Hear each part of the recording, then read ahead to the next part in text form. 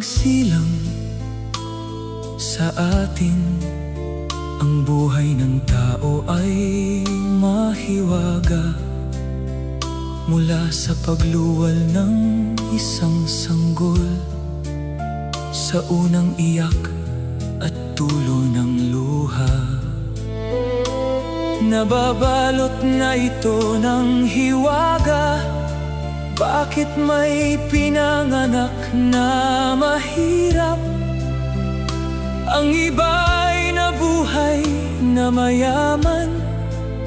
Bakit kaya ganun hindi pantay-pantay? Sa mundong ito ay walang patas.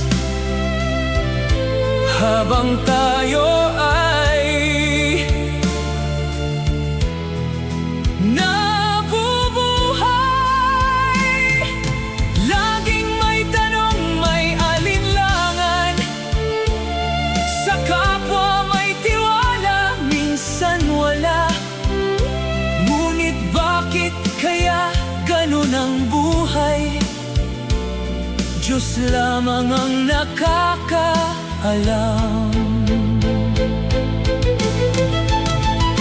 Diyos Ama ang may likha sa atin. Dapat kang magtiwala sa Kanya. Kahit hindi mo siya nakikita, ang Diyos ay nakatingin sa iyo.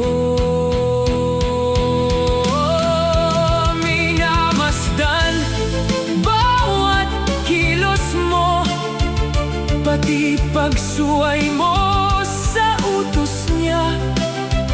Dumadaan lang tayo sa mundo. Kamatayan ng tao ay nakatakda.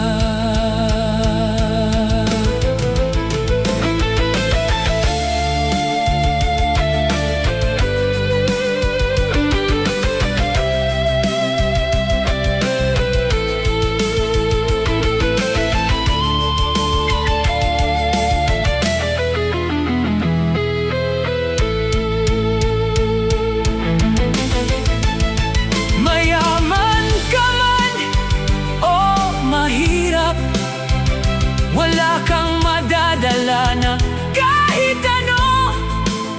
Lilisan tayong hubad, magbabalik sa abo. Tayong lahat dadaan sa paghuhusga. Huwag sayangin ang iyong buhay. Relasyon kay Jesus ay mahalaga.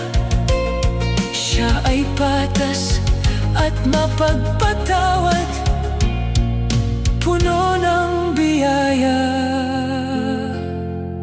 at pagmamahal.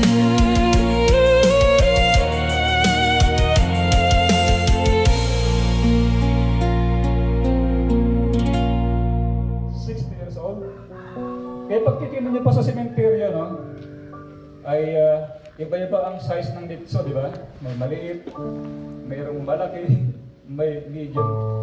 Alam niyo ba kung bakit? Kasi po ang sabi ko ng Biblia ay tayong lahat na tao ay talagang namamatay minsan.